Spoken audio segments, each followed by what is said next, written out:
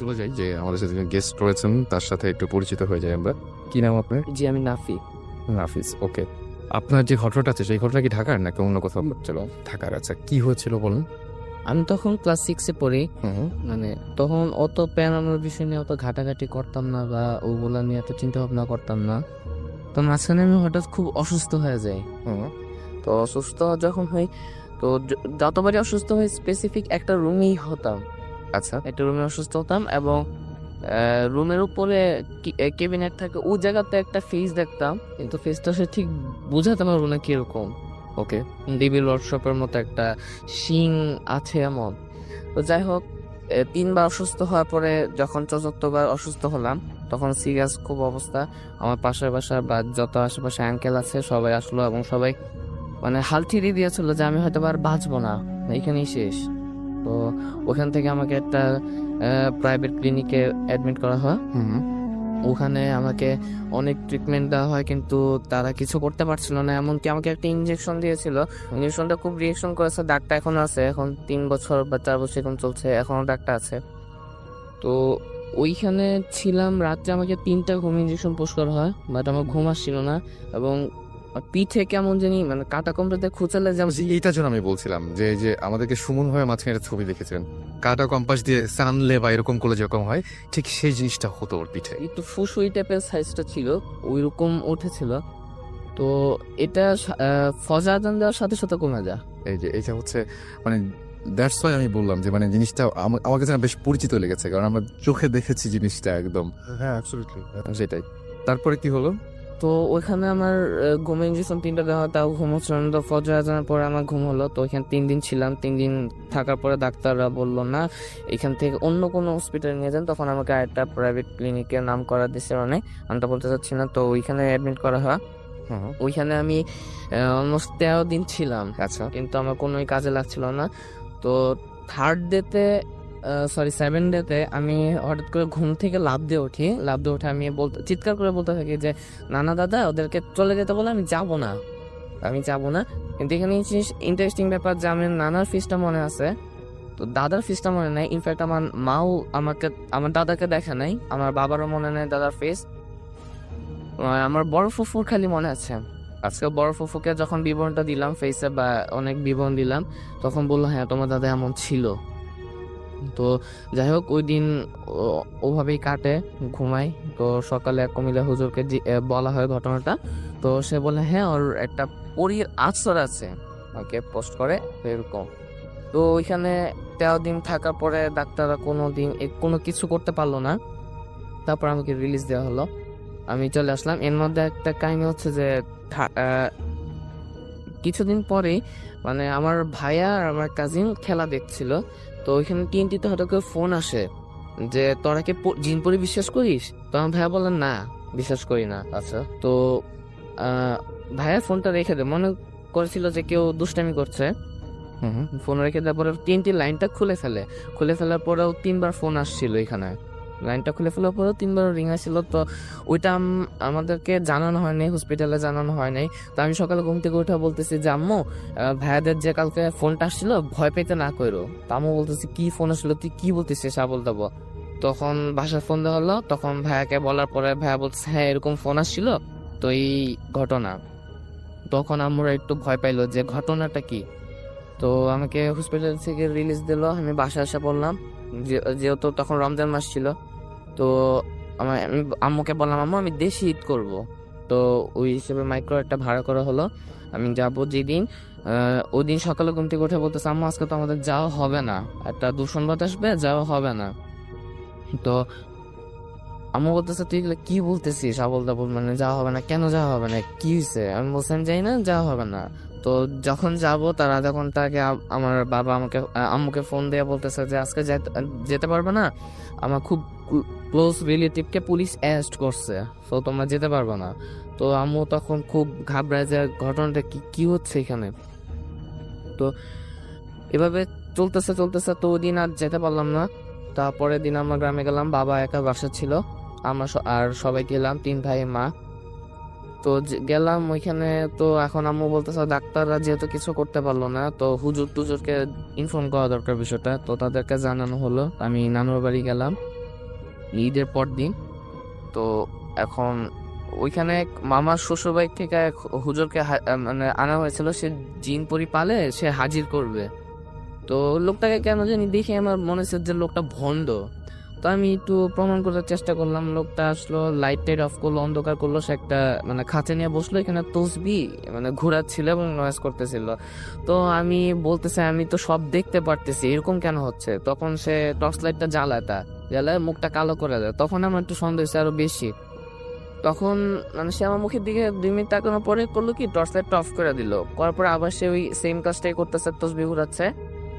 তো আমার উপরে একটা ব্যাগ রাখছিল, আমি জানতাম না কি ছিল, খালি বুঝতেছি আমার উপরে কিছু একটা রাখা হয়েছে। তো আমি বলতেছি আমার উপরে কি জানি রাখছে, এই যে বললাম যে কি জানি রাখছে, সে বুঝছে না, আমি দেখতেছি না, আমি এমনি বলছি কথাটা। তো সে ওইখানে হাজির করাইলো জিন পরি, মানে বললো মানে পরি হাজির করলো, খুব নেকো নেকো একটা কণ্ঠ ছিল।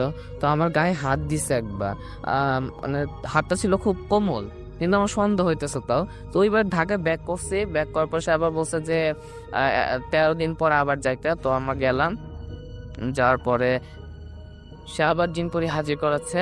তো ওইবার আমার মানে আমি ভান করলাম যে আমার আমি পরিদার পজেস্ট ইচ্ছা করে তাকে প্রমাণ করার জন্য। তো সে আসে আমার নাকের মাঝখানে হাত খুব চাপ দেওয়া ধরছে। তখন আমি বুঝছি যে এটা তারই হাত, কারণ তার হাত দিয়ে একটা আতরের গন্ধ আসতেছিল, প্লাস হাতটা খুব শক্ত ছিল, এরকম কোমল ছিল না, তার নখগুলোও ছিল বড়, এবং যার ফলে আমার নাকের 2 মাঝখান দিয়ে ব্লিডিং হচ্ছিল। তা আমি এটা কাউকে বলি নাই। তো বাসায় আসলো, কিন্তু সমস্যা হচ্ছে খুব খিচুনি, কেউ ধরে রাখতে পারতেছে না। অনেকজন, আমার 3 ভাই, কাজিন 2টা, মা বাবা, কেউ ধরে রাখতে পারতেছে না, এরকম শরীরে অনেক শক্তি বেড়ে যাচ্ছে।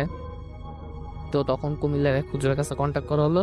সে বললো যে তা আমরা গেলাম, মানে সে, আমি জানি না আসলে এই সত্য কিনা, সে যা করতো সবসময় চোখের সামনে করতো আলোতেই। তো আমাকে এসে আমি ফার্স্ট বার যাওয়ার পরে সে বলতেছে তুমি এই গ্লাসটা নিয়ে রুমটাতে যাও, একটা সূরা বললো, সূরাটা বইলা তুমি ওয়ালে পানি ছিটা দাও।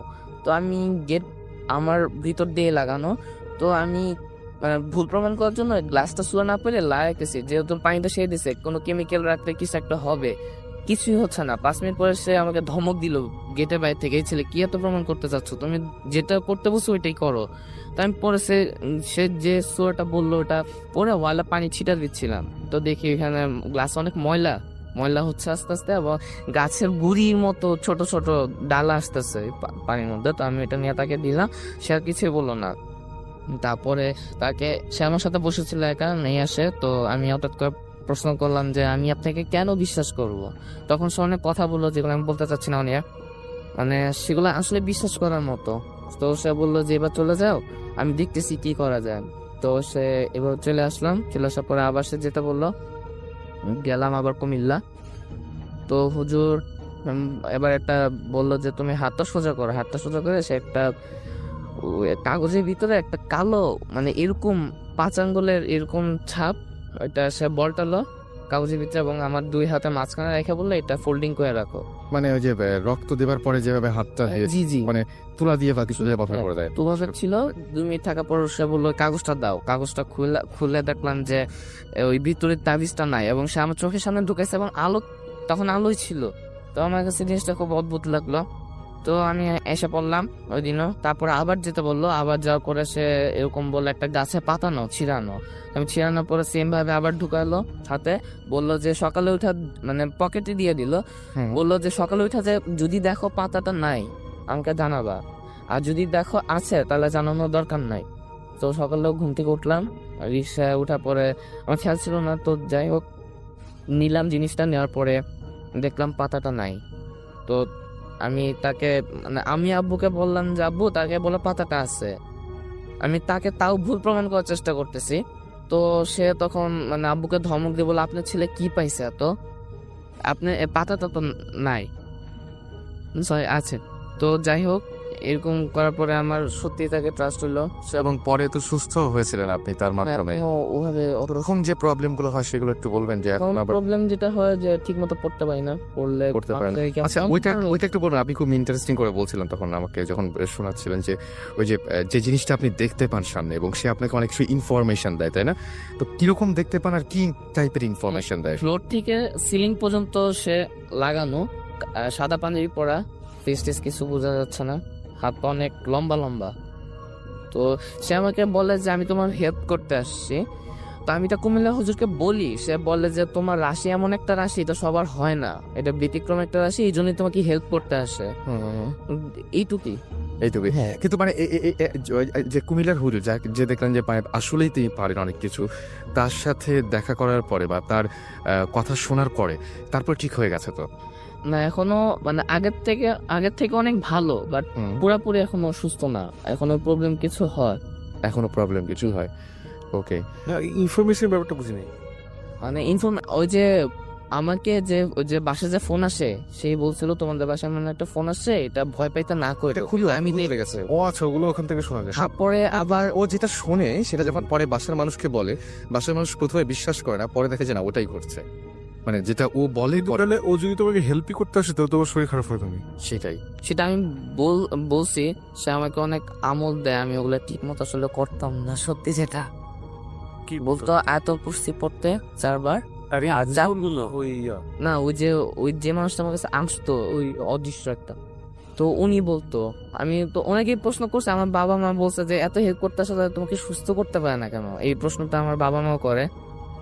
তো তখন আমি তাকে বলি কথাটা, বলার পরে সে বলে তুমি তো ঠিক মতো আমল করো না, আমি তোমাকে কিভাবে সুস্থ করবো, বলে আরো অনেক প্রবলেম আছে এখানে, এই আচ্ছা প্রবলেম। ফাইন। আমাদের সাথে আরো একজন আছে, ওরও একটা ঘটনা আছে, সেটা আমরা শুনবো। এটা তো ডেঞ্জারাস ঘটনা আছে। হ্যাঁ, এটা মানে এখনো তোমার সাথে আসছে সে?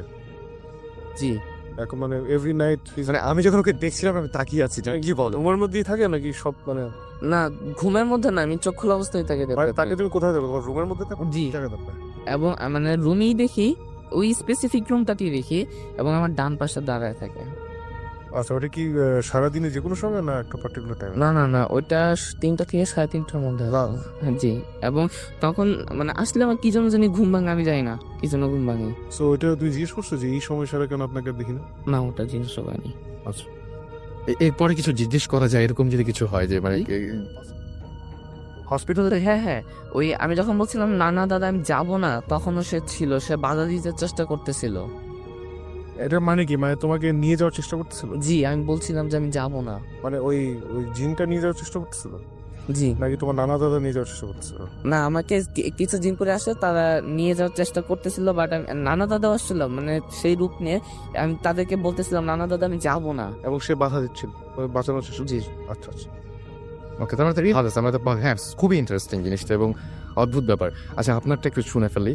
খুব ছোট্ট একটা ঘটনা আছে ওনার, বাট ইন্টারেস্টিং, খুব ইন্টারেস্টিং। বড় বিলি ভালো, আমার তো কিন্তু গোপনে আছে। না আরো অনেকে আছে কিন্তু সমস্যা নাই। আচ্ছা আমি ওই মোহাম্মদপুর থেকে, হুম, আমার গ্রামে টঙ্গিতেই। মাইকের কাছে মুক্ত আর আমি খ্রিস্টিয়ান, তো প্রত্যেক ইয়ারে টঙ্গিতে যাইতে হয়, ক্রিসমাসের জন্য ওইদিকে যাই। লাস্ট ইয়ার ক্রিসমাস তো শেষ 25-এ, 26-এ একটু প্রোগ্রাম করি, তারপর 27-28 এরকম রিটার্ন আসি। ওই টাইমটা আসি না, কোনো একটা প্রোগ্রাম ছিল 29 এরকম, তাই 28 রাত্রে ঘুম আসতেছিল না এরকম টাইমেই। তারপর হঠাৎ কি মনে করে আমাদের গ্রামের লাস্টেই মানে অনেক সময় স্মোক করে যখন, তখন ফ্যামিলির তো কেউ জানে না, এর জন্য বাইরে আসি। এখন জান না, ইয়ারফোন নাই বাসায়।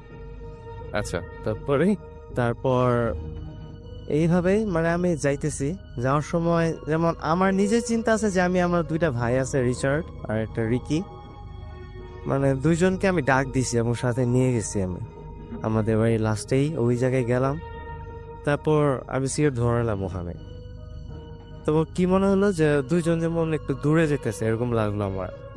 তারপর দেখি একটু দাঁড়ানোর পরে সাইডে একটা গাছ ছিল, কড়ই গাছের ওইদিকে আমি দাঁড়াইছিলাম। তারপর দেখি দূরে রাস্তাটা মাটির, তো এবং দূর থেকে এমন লাগতেছে যে গাড়ি আসতেছে, এরকম অনেক আলো, তীব্র আলো, গাড়ি আসতেছে। তখন আমি দাঁড়ায় রয়েছি ওখানে, দেখতেছি প্রথমে গাড়ি নাকি। তারপর ভাবলাম পুলিশের গাড়ি না তো, এত রাত্রে যদি দেখে আবার যদি ধরে, আবার বাড়ি এদিকে, আমি থাকি না ওইদিকে, তাই একটু দাঁড়াইছিলাম। তারপর হঠাৎ দেখি না, অনেকের কাছে একটা আগে এই ঘটনাটা শুনছি যে একটা লোক যায়, আজকে আমিও দেখতেছি এটাই, যে লোকটার গলা নাই, ওপর একটা হাড়ি দেওয়া, আগুন জ্বলতেছে অনেক ডার্ক কালারে।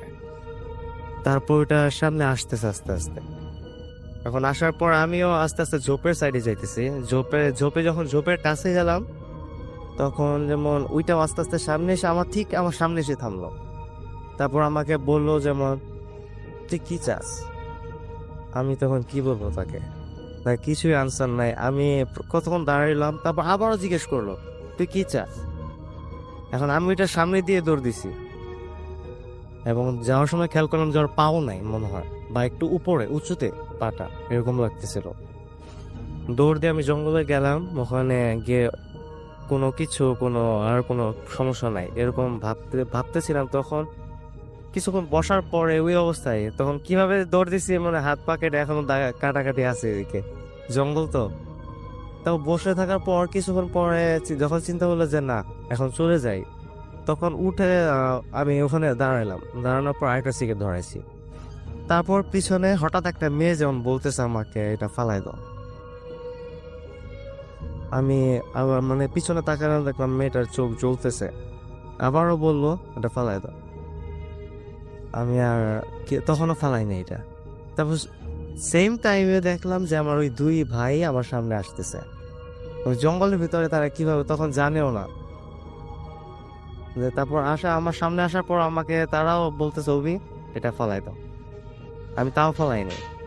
তারপর ওই লোকটাই যাকে আমি দেখছিলাম ওইদিকে, তারপর সেও সামনে আসতেছে। দেখি ওই জঙ্গলে তার যেহেতু আগুন জ্বলতেছে ওই হাড়িটা থেকে, কিন্তু জঙ্গলে একটা পাতাও পড়তেছে না। কত মানে ওটা বাঁশঝাড় ছিল, একটা পাতাও কিচ্ছু হইতেছে না, এবং এটা উপর দিয়ে এসে আসতেছে। তারপর একটু সামনে আসার পর তো আমি চুপ করে দাঁড়াইছিলাম। তারপরে লোকটা আর কোনো কেমন কথা নাই, যে আমাকে একই কথা জিজ্ঞেস করতে কি চাস। তারপর আমি একটু দূরে গেলাম। তারপর আর কি ওখানে অজ্ঞান।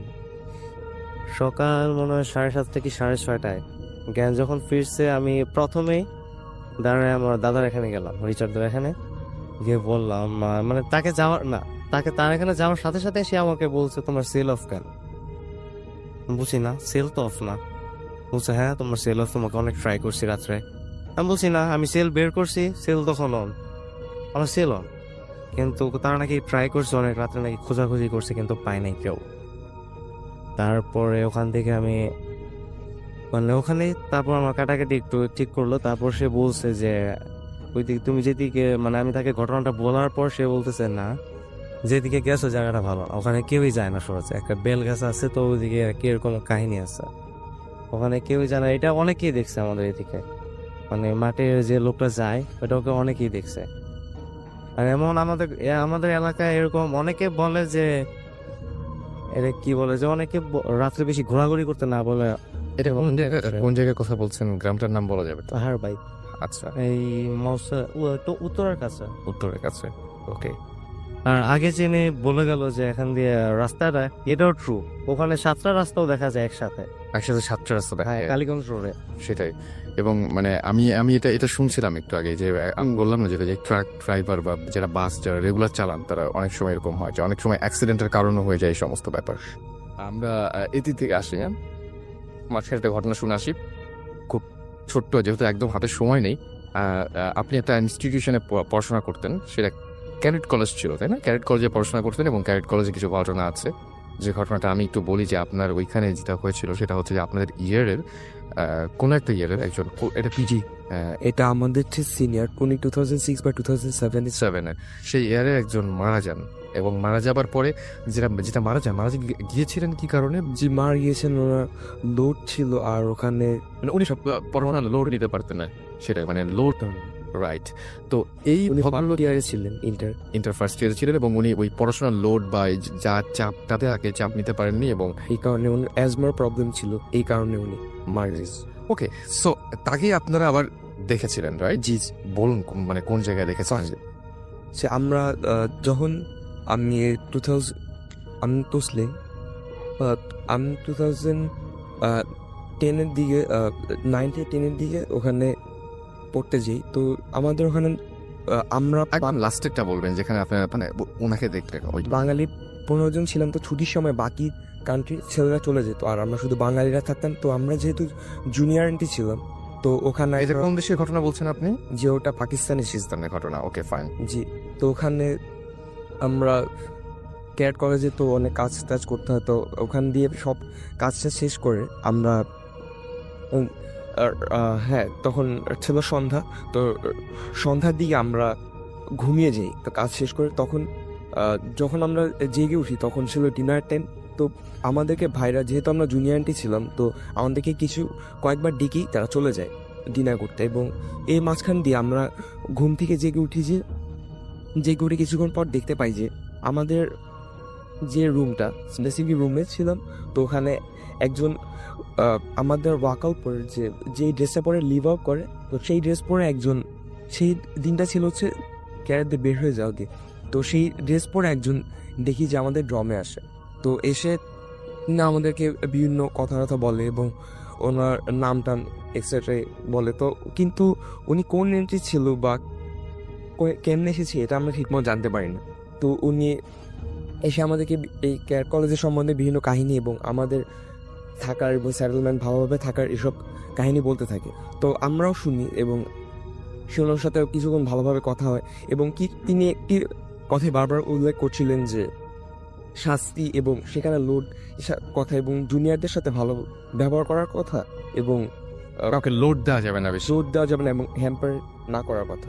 তো এটা আমরা বারবার শুনছিলাম এবং ওনাকেও বলছিলাম যে ভাই আপনার সাথে কথা বলে ভালো লাগলো, কিন্তু আমরা যতবার সিনিয়রদের ডাকার কথা বলছিলাম উনি ততবার ইগনোর করছিলেন এবং আমরা তো ওখান থেকে আমাদেরকে আসার জন্য আমাদের মোবাইলে সিনিয়ররা ফোন দিচ্ছিল যে ডিনার করতে আসো, সময় ওভার হয়ে যাচ্ছে ওখানে। তো আমরা ওনাকে বলছিলাম যে চলেন আপনি আমাদের সাথে চলেন, আপনার সিনিয়রদের সাথে ইন্ট্রোডিউস করা দিও, কিন্তু উনি যেতে চাচ্ছিলেন না এবং আমাদেরকে বারবার এক কথা বলছেন এবং আমাদেরকে অনেকগুলো ইনফরমেশন দিয়ে চলে গেলেন। কিন্তু আমরা কোনোভাবে জানতে পারলাম না যে উনি কোথা থেকে এসেছেন এবং সেখানে কোনো ক্যারেট থাকার কথা না।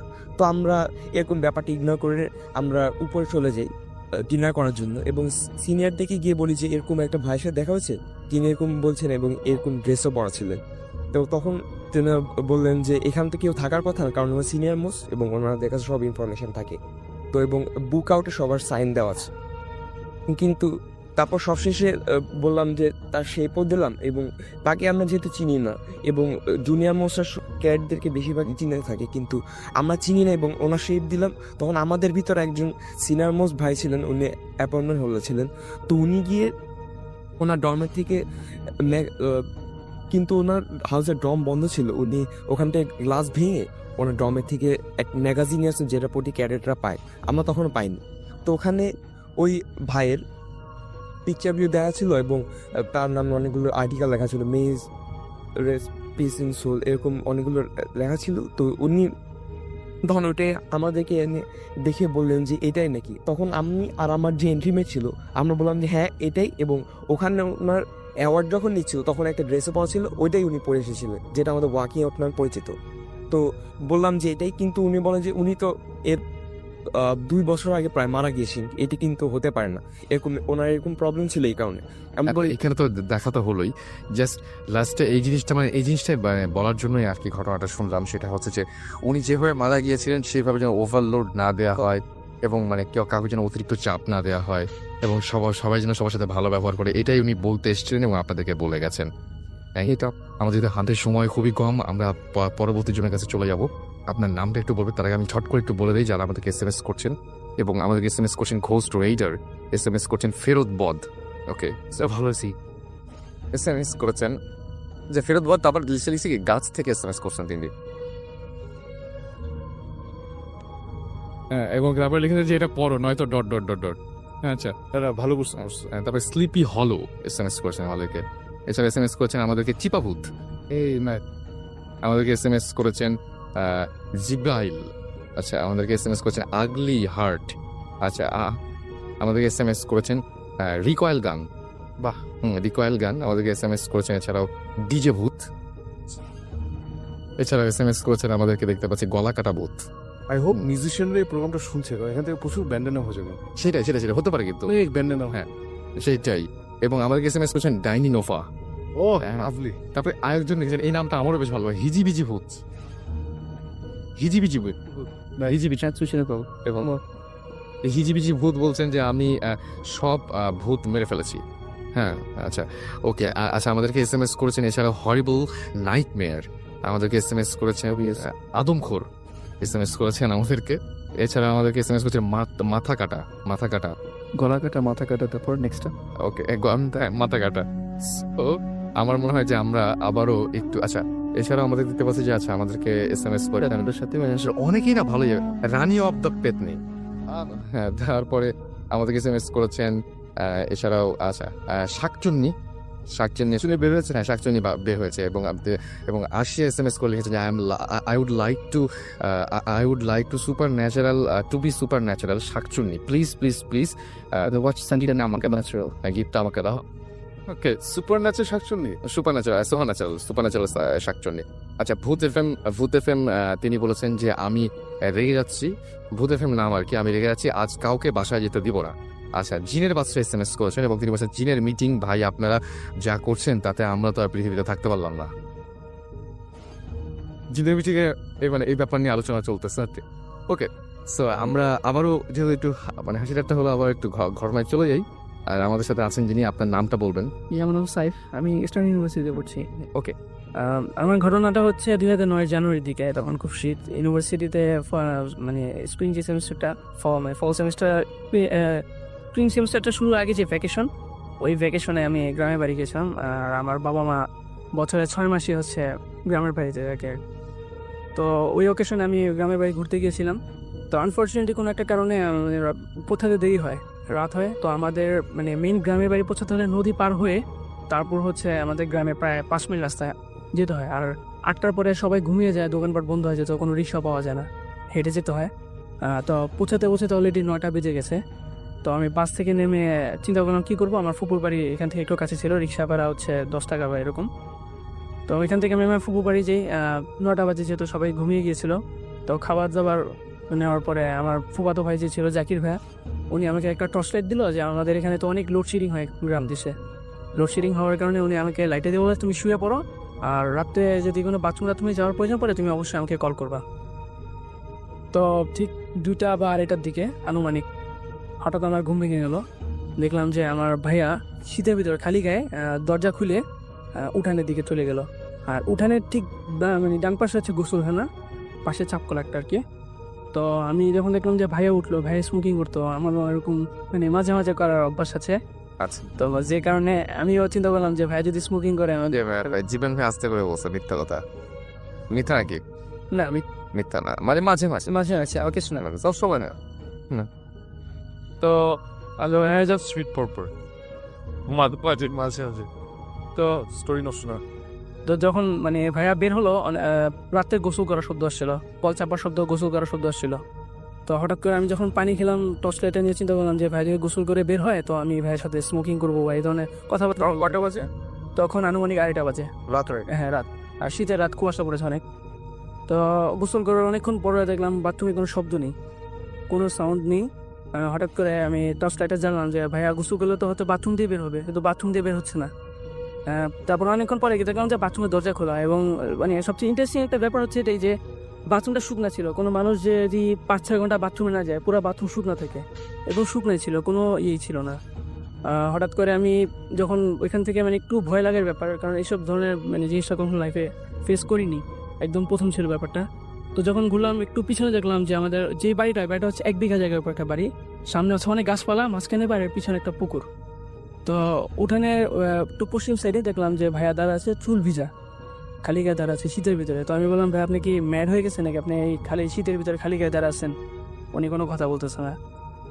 আমি প্রায় 4-5 বার ভাই ভাই করে ডাকার পরে একটা মোটা একটা ভারী কণ্ঠ আর কি, ভারী কণ্ঠে আমাকে বলতেছে যে এখানে কি ভিতরে যায়। বললাম যে ভাইয়া আমি ভিতরে যাবো, আপনি কি করবেন রাত্রে খালি গায়ে, আপনি তো ঠান্ডা লেগে যাবে বা অসুস্থ হয়ে যাবেন, বেশি কথা বলিস না, ভিতরে যা, আমি আসবো না। তো এই কথা বলার পরে আমি যখন ঘরে মানে ঢুকবো, দরজা লাগানোর সময়, যখন দরজাটা খোলা ছিল আর কি, তো দরজাটা লাগানোর সময় একটা হিজল গাছ আছে আমাদের, ওই যে বললাম যে সামনে অনেকগুলো গাছ আছে, তো উঠানের সামনে একটা হিজল গাছ আছে। হিজল গাছের দেখলাম যে কুয়াশা কেন স্পষ্ট ছিল, দেখা যাচ্ছিল না আসলে জিনিসটা কি। পরে দেখতে পেলাম যে সাদা শাড়ি পরা এরকম সামথিং আর কি, একটা এরকম আমার দিকে ফেস করে তাকিয়ে আসে। তো আমি এইসব জিনিস যখন কখনো মানে ফেস করিনি, চেহারাটা স্পষ্ট ছিল কুয়াশার কারণে। তো এই জিনিসটা দেখার পরে খুবই ভয় পেয়েছি। ভয় পাওয়ার পরে দরজা লাগে আমি সরাসরি ফুপুর রুমে চলে যাই এবং ফুপুকে ঘটনাটা বলি, এবং তখন মানে প্রায় সেন্সলেস হয়ে যাওয়ার মতো অবস্থা। পরের দিন সকালবেলা পাশেই মসজিদ ছিল, মসজিদে ইমাম সাহেবকে আনা হলো। ইমাম সাহেব আগে জিজ্ঞেস করলো ঘটনাটা, এবং উনি জানি কী করলো একটা ধ্যানের মতো। তারপরে উনি বললো যে এটা বাড়িতে অনেক আগে থেকে ছিল এবং এখনও থাকে, এটা কারো কোনো ক্ষতি করে না, তবে আননোন কোনো মানে মেম্বার আসলে বা মেহমান আসলে একটু জ্বালাতন করার চিন্তা ভাবনা করে। আর মেন ব্যাপারটা হচ্ছে আমার ফুপুরে যে বাড়িটা কিনেছে, এটা কিনেছে 3 বছর আগে একটা হিন্দু লোকের কাছ থেকে। 1 বিঘা জমি উনি মাত্র 40,000 টাকা বিক্রি করে ইন্ডিয়া চলে গেছে আর কি। তো এটাই ছিল আর কি ব্যাপারটা। So, তোমার ভাই কই ছিল তাহলে? আমার ভাইকে পরের দিন সকালবেলা জিজ্ঞেস করলাম, ভাই তাঙ্কি তখন ঘুমিয়েছিল, এবং ভাইকে জিজ্ঞেস করলাম, ভাই বলো এ তো কোনো কারণই হয় না কেন, অহৈতুক কারণ, আমি রাত্রেবেলা শীতের ভিতরে খালি অন্য রুমে ছিল। হ্যাঁ ভাই অন্য রুমে ছিল। আচ্ছা সাকিব ভাই, আমি একটা জিনিস বুঝি না, মানে এই জিনিসটা হচ্ছে কি যে অনেকে ঘটনা বলেন, অনেকে ঘটনা বলার সময় দেখা যায় কি যে মানে অনেক ঘটনার সময় এরকম মনে হয় যে ভয় পাচ্ছেন না, ঠিক মানে ঠিক ভয় দেখানোর মতো না, মানে যেন হচ্ছে কেউ জাস্ট সামনে এসে দেখালো যে আমাদের অস্তিত্ব আছে। তার মানে কি এরা জানাতে চায় যে আমাদের অস্তিত্ব আছে বা এরকম কিছু, নাকি আসলে ভয় দেখানোর জন্য আসে আমরা, মানে এটা কারণ আমি জানি না, মানে আমি এটা প্রায় আমরা অ্যাকচুয়ালি ডিসকাস করেছি। যেমন তোমাকে বলেছিলাম আগে, আমি আর জীবনী বলেছিলাম না যে উই ফিল যে actually মানে আমার মনে হয় যে যখন একটা প্রেজেন্স আমাদের সামনে আসে, ধরে নিই যে এরকম কিছুটা আছে, সো ধরো তোমার সামনে আসলো, so in order to communicate with you, তোমাকে ভয় দেখালেও কমিউনিকেশন, ভয় না দেখালেও কমিউনিকেশন, সামনাসামনি আসলেই কম। হ্যাঁ অ্যাকচুয়ালি তোমার সামনে আসলে এটা কমিউনিকেশন। হ্যাঁ। সো সে তখন পসিবলি চেষ্টা করে যে তোমার কাছে রেলেভেন্ট কোনো একটা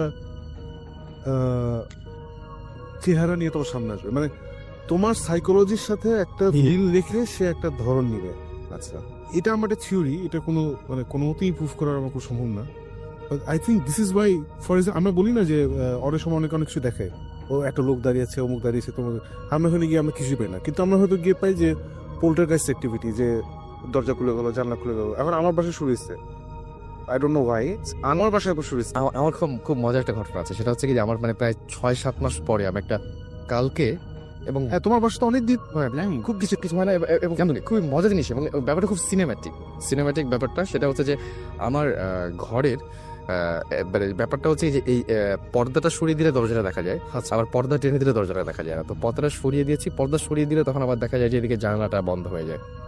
আমার চোখের সামনে আমি একদম স্টিল, এখন আমার মানে চোখে ভাসছে এটা, আমার কেমন যেন একটু অস্বস্তি লাগছিল। এবং একটু পরে আমি ফট করে খেয়াল করলাম যে জাস্ট শীতকানিটা একদম আমার চোখের সামনে ফট করে একটা শব্দ করে নেমে গেল, মানে একা খুলে গেল চেয়ারটা একদম। আমি সঙ্গে সঙ্গে আবার দৌড়িয়ে গিয়ে লাগিয়ে আবার ট্রাই করলাম যে কোনোভাবে ধাক্কা দিলে বা অন্য কোনোভাবে খোলে কিনা, না খোলেনি। এবং আমি ভাবলাম কি আছে, তার মানে লাগানোর সময় কোনো গন্ডগোল ছিল, ভালো করে লাগাই দিছি। এবং পরের দিন সকালবেলা যখন আবার ঘুম থেকে উঠেছি, তখন আবার দেখছি ছিটকাইটা খুলছে, এবং মানে বাতাসে দরজাটা ধাক্কাতে যে শব্দটা হচ্ছে, সেই শব্দেই আমি আসলে ঘুম থেকে নিয়ে উঠছি। খুবই অদ্ভুত ব্যাপার। ফাইনালি দেয়ার ব্যাক। আমার ফাইনালি কালকে হচ্ছে আমার বাসায়, জীবনে হয়নি। আমি আমার বাসায় আছি প্রায় 6 years, আই বিন হিয়ার। এটা নতুন বাসায়, আব্বা ফ্ল্যাট কিনেছিল 6 বছর আগে। তো ভাই রাত 1:30 বাজে, হোয়াট এভার 1:30 বাজে। তো আমি ইউজুয়ালি রাতেরবেলা টিভি অন থাকে, প্লাস আমি কমিক পড়ি বা লেখালেখি করে সব করি, এগুলো করছি। তো আমার রুমেই টয়লেট আছে, সো টয়লেটের দরজাটা ভিড়ানো থাকে, লাগানো থাকে। আচ্ছা, ভিড়ানো ছিল। And 6 years I've been there, this has never happened. মানে আমার এসি সবসময় চলে, ফ্যান চলছে, মানে এটা হলো অনেকবারই হওয়ার কথা। এক্স্যাক্টলি পুরো হরর মুভি স্টাইলে ক্যাচ করে ভিড়ানোই ছিল, ভিড়ানো থেকে ক্যাচ করে আওয়াজ করে খুলে গেল। ওই আওয়াজ আমি শুনি, মা তো খেয়াল করি না, খুলি যখন তখন তো ধুম করে খুলে ঢুকে। নিজের রুমে টয়লেট, তো I don't even close the ডোর, কারণ আমার দরজা মানে রুমের দরজা লাগানো থাকে। রাইট। আমি দেখে আমি বললাম যে খুব সুন্দর হয়েছে, এবার তুমি যাও। পানি সাকিব, আমার কাছে খুব অদ্ভুত লাগছে কি, একদম মানে জাস্ট লম্বালম্বি ভাবে জিনিসটা নামলো, মানে ছিটকাইটা মনে হয় কেউ যে হাত ধরে দিয়ে টান দিয়ে নামালো, এরকম একটা, মানে ঠিক হরর মুভিতে যেরকম হয় না এটা, এবং দিনের বেলায়। না, আমার উপর এই thanks to both is, thanks to জিবরানের উপরে তো পুরো একটা দল বাহিনী আছে একটা, থ্যাঙ্কস টু দিস থিংস আমার উপরে আই থিঙ্ক ওদের টেনশন আসছে। আচ্ছা, thanks to both is, please. আমি দেখছি আমার আশেপাশে a lot of bad things are happening. এবং আপনি বিলিভার হতে শুরু করেছেন তাহলে? I was never a disbeliever, but এগুলো আমি মনে করি যে পাক্তা যত তাদের যত ভালো। এটা এখন সত্যি না, মানে কোনটা ভালো আমি জানি না। But we are something funny. কালকে রাত্রে আমি ধানমন্ডিতে জাস্ট মুহূর্তে মাই ফ্ল্যাটমেটের আমি বসে আছি, ও টিভি দেখছে, আমি জাস্ট চেক করছি ব্রাউজারে। আই ক্লোজ দ্য ডোর, ও এসে ক্লোজ করছে ইয়েতে, হঠাৎ দিয়ে পুরো দরজা খোলা, নো আওয়াজ, নো নাথিং। আর ওটা আওয়াজ হয়ে দরজা হলে খোলা। এখন আমার মনে হচ্ছে আমি দুবার বন্ধ করার পরে আমি বলছি did you just close the door? হ্যাঁ, একটু আগে 10 মিনিট আগে। It's open, wide open. তারপর আবার যখন এসি ছাড়া তো আমার যে বন্ধ করছে, আমি দুবার করে বলে পাত্তা দিইনি আর কি এখানে। আর আমার বাসার উপরে তো কাণ্ড কারখানার রেজা এসে বলে গেছেন একদম টিভি চ্যানেল চিনছি। সো ওটাই সব এই সত্য না, অত আমার কাছে এখন তো এমইজি গুলো লাগে। রিসেন্টলি আমি একটা বই পড়ছিলাম, বইটার নাম ভুলে গেছি, I still reading it. Stephen Hawking আছে না? হ্যাঁ, স্টিফেন হকিং একটা বই, the grand design. Grand design it's about ওই ইউনিভার্সাল থিওরিজ অ্যাবাউট অনেক আতলামি পড়ছি এবং কিছু বুঝছি না, বা দুটোই হচ্ছে আর কি। পড়তেছি বুঝতেছি না, পড়তেছি বুঝতেছি না। বাট ওখানে একটা জিনিস পড়লাম এবং জিনিসটা আমার কাছে এত অদ্ভুত লাগছে যে, মানে যখন ধরো একটা ডার্ক রুম, তোমার টর্চ জ্বালাবে, রাইট?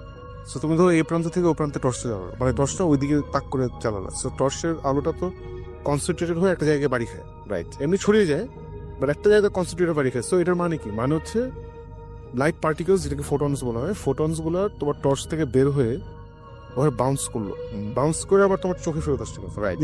চোখে ফেরত আসছে, ওটা প্রসেস করে তুমি দেখছো যে ওয়াল বা আলোকিত ওয়াল, যে কারণে আকাশের দিকে টর্চ মারলে দেখা যায়, রাইট? সো এখন আমি বললাম যে অ্যাপারেন্টলি তুমি যখনই লাইট, বেসিক্যালি মলিকিউলস বা পার্টিকলস, তুমি ধরো ওয়ালের দিকে টর্চ তাক করলা, সো পার্টিকেল তো ওখানে গিয়ে বাড়ি খাবে। সো আমরা অটোমেটিকলি চিন্তা করবো পার্টিকেল সরে যাবে, স্ট্রেট লাইনে যাবে, ডেফিনেটলি। যে একটা এভাবে যাবে, একটা এভাবে যাবে, মানে ছড়িয়ে আছে যেভাবে ওভাবে স্ট্রেট যাচ্ছে। আসলে কিন্তু স্ট্রেট যায় না। আচ্ছা, এখন কোয়ান্টাম ফিজিসিস্টদের থিওরি হচ্ছে যে একটা পার্টিকেলের যত পসিবল ওয়ে আছে ওইখানে যাবার, সে সাইমultaneously সবগুলো ওয়ে দেখে যায়। ওকে, এটা এটা আমি জানতাম না, মানে জানতাম না। এবং আমার এসব ভজং মনে হচ্ছে, মানে মনে হচ্ছে যে যাতা ও নিজেও আবার পরে লিখছে, যেগুলো শুনে হয়তো মনে হয় যে আমি এগুলো বানাই বলতেছি, যে চাওয়াবাজি, আসলে চাওয়াবাজি না। তাই আমি ওকে এখনো বিশ্বাস করতে পারছি না। সো আমার একটা কমন থিওরি আছে যে ভূত আসলে কি, বা জিন আসলে কি। জিন আর ভূত হচ্ছে যে আমরা যখন ঘুমাই, ঘুমানোর পরে তো আমাদের সাবকনশিয়াস একটা লেভেলে চলে যায়। সো হয়তো আমাদের সাইকিটা ঘুমের মধ্যে হয়তো আরেক জায়গায় ভূত হিসেবে নিজেকে ইয়ে করে। ওকে, সো তুমি যখন ঘুমাচ্ছ, তুমি হয়তো দেখছো স্বপ্ন অনেক কিছু হচ্ছে, বলে মনে তো থাকে না। সো মেবি তখন তোমার ওই মেন্টাল প্রজেকশন বা একটা সাইকি কোথাও গিয়ে এই কাণ্ড কারখানাগুলো করছে। আবার তুমি যখন যে করছো ধরো ফেরত চলে আসছে, রাইট? কোয়ান্টাম এই থিওরি পড়ার পরে আমি এটা তো হতেই পারে, মানে বুঝতেছো, মানে লিটারালি বুঝতেছে একটা পার্টিকেল হয়তো পয়েন্ট এ থেকে পয়েন্ট বি তে স্ট্রেট যাবে, কিন্তু আরেকটা মানে না ওই পার্টিকেলটাই সাইমultaneously আবার হয়তো অ্যালফা সেঞ্চুরি অথবা সূর্য ঘুরে ওখানে যাবে। আর সমস্যা বের হয়ে আমার কাছে এটাই চার ঘুরে এসে ইউ আলো হয়ে যাবে। মানে এটা খুবই অদ্ভুত ব্যাপার। আমি বললাম যে আমি এটা জানতাম না, এবং কি ভয়াবহ মানে ঘটনা ঘটতে পারে এটার জন্য। আই মাইট বি রং, আমি এটা ভালো, আমি যে বললাম যে পড়ছি বুঝছি না এই অবস্থায় আছি। যদি কেউ ভালো করে বুঝেন, ওয়েলকাম টু নিমেজ বুক পড়তে হবে। তো এইগুলা পড়ার পরে আমরা এগুলো পুরো ভৌতিক ব্যাপার স্যাপার, মানে হোয়াট ইজ দিস। আমি এটা টর্চ জানালাম, একটা পার্টিকেল নাকি যাওয়ার যতগুলা ওয়ে আছে সবগুলো ওই ঘুরে আসতে চায় না, আসে, আসে। ওকে, মানে তুমি বাসা থেকে লালমাটিয়া থেকে তুমি আসবা এখানে রেডিও ফুর্তি অফিসে, তুমি সাইমultaneously যতগুলা রাস্তা দিয়ে আসা যায় সবগুলো রাস্তা দিয়ে ওই রাস্তা দিয়ে আসতেছে। আমি এত বড় পাগল না। কি টাইমে? Can you imagine? But does it split? I don't know. Does it split? I don't know. But if it reaches there, then ওটা আমরা don't know ঘুরবে কেন? I don't know. না ঘুরে ঘুরে যাবে, একটা যাবে স্ট্রেট, একটা যাবে চাঁদকে ঘুরে, একটা alpha century. Oh, but different particles, different ইয়েতে যেহেতু It's one particle. লিখে আসলে ওয়ান পার্টিকেল এবং simultaneously আসলো। Okay, goes to this. আমি it doesn't split. It has to split up. Same task. Split করলে তো এক্সপ্লোশন হবে ভাই। না ওটা না, আমার জিনিস হচ্ছে ওখানে if it goes, একটা তো যে পৌঁছাচ্ছে তারপর ওটা আবার ঘুরে আসছে, তারপর one particle simultaneously does all this. Quantum লেভেলের টাইম আমরা যে লেভেলে দেখি, হ্যাঁ ওটা obviously doesn't exist. এবং এবং এই কোয়ান্টাম লেভেলের এই ব্যাপার স্যাপারগুলো মানে খুবই গোলমেল, এবং মানে যারা বোঝে তাদের কাছে শুনতে খুব মজা লাগে। আসলে সত্যি কথা বলতে অ্যাবসলিউটলি শুনতে খুবই মজা লাগে। সো আজকে কি আমরা শেষ করবো নাকি? হ্যাঁ, আমি আরো কোয়ান্টাম থিওরি নিয়ে আসবো। ওকে, আর ঠিক আমরা বুঝতে পারবো। হ্যাঁ সেটাই, বইটা প্রায় শেষ। এটা হবে সায়েন্টিস্ট, নট ভৌতিস্ট নিয়ম। সায়েন্টিস্ট। তো আমরা শেষ করবো, তার আগে আমরা বলি যে আমাদেরকে যারা SMS করছে তাদেরকে অনেক ধন্যবাদ জানাচ্ছি। যারা ইমেল অনেক ধন্যবাদ জানাতে চাই ক্রিয়েটিভ নামগুলোর জন্য, খুবই ভালো লাগে এগুলো শুনে। মানে বাংলাদেশের ব্যান্ড সংস্কৃতিকে অনেক লাভবান করছেন, দেখবে যে অনেকগুলো ব্যান্ড বেড়ে যাচ্ছে। একদম একদম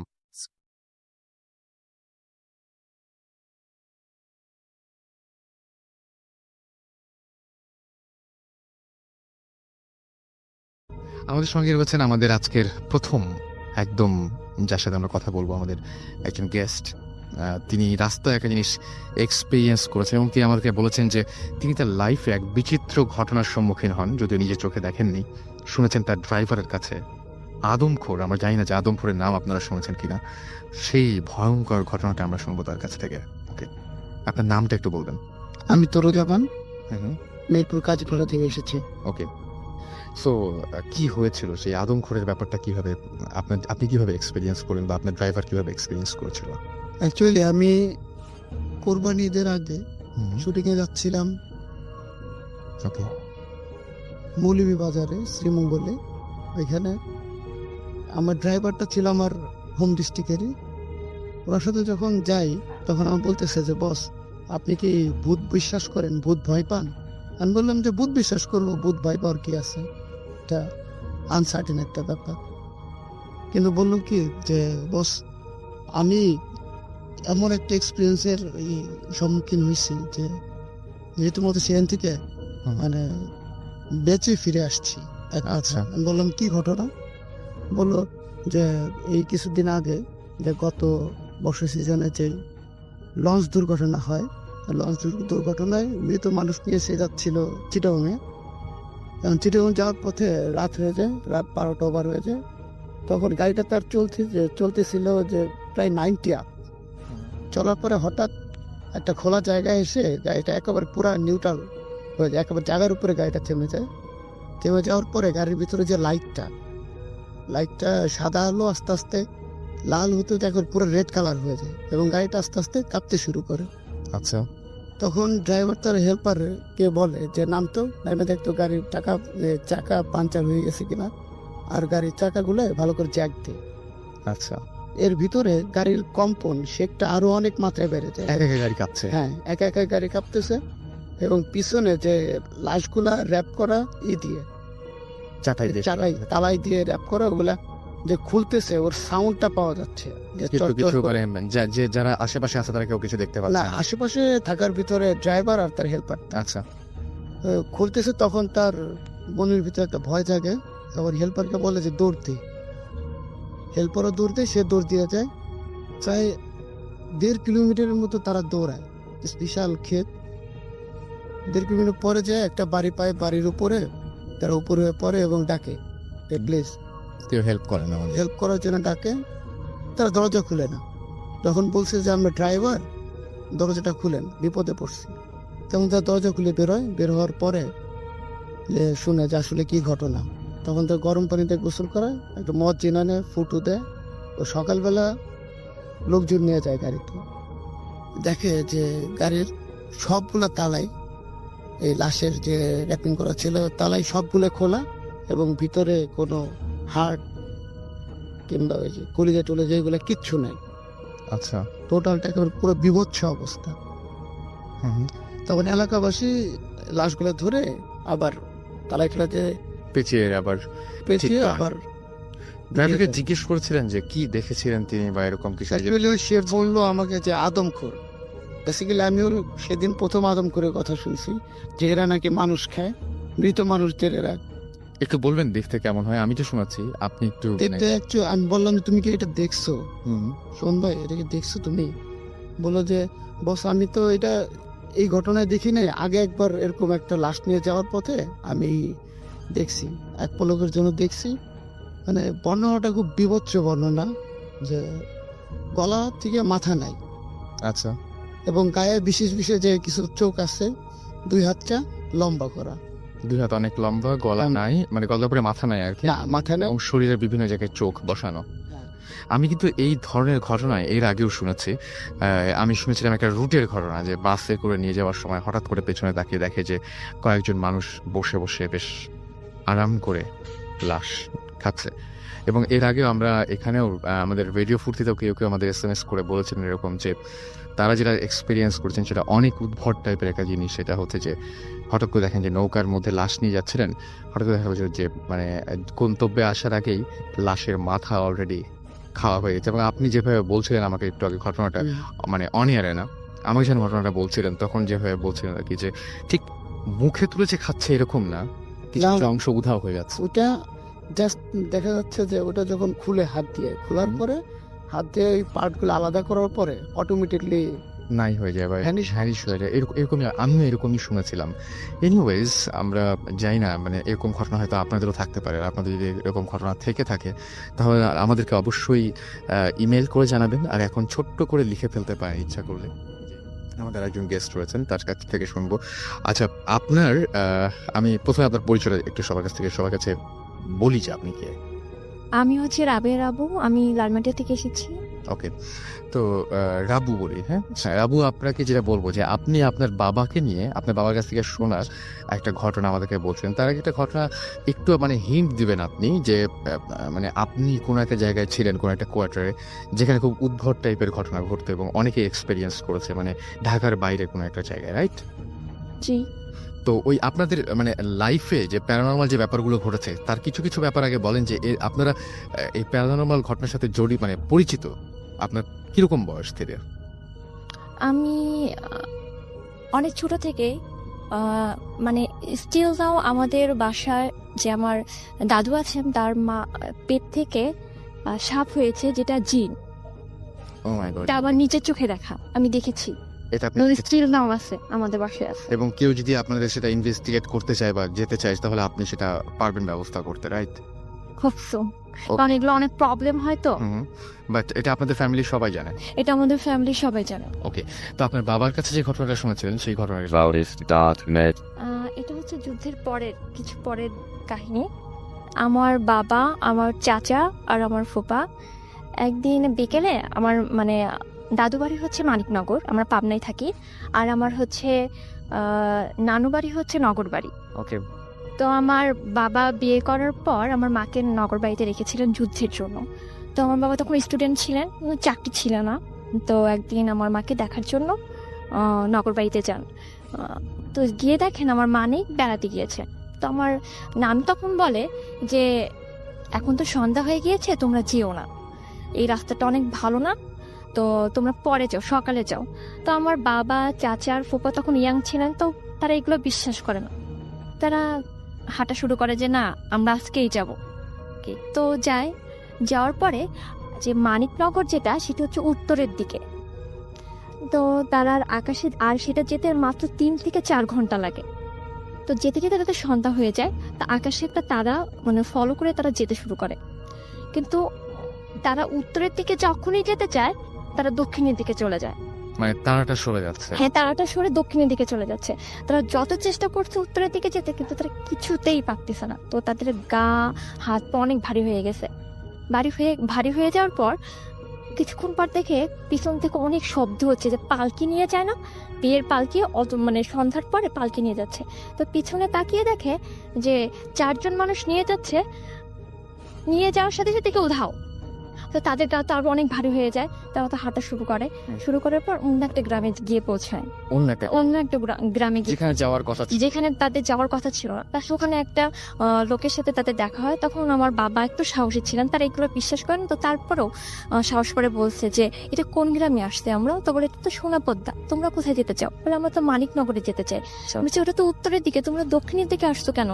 বলে কি দেখেন, আমরা অনেক চেষ্টা করতেছি উত্তরের দিকে যেতে, কিন্তু কিছুতেই পারছি না।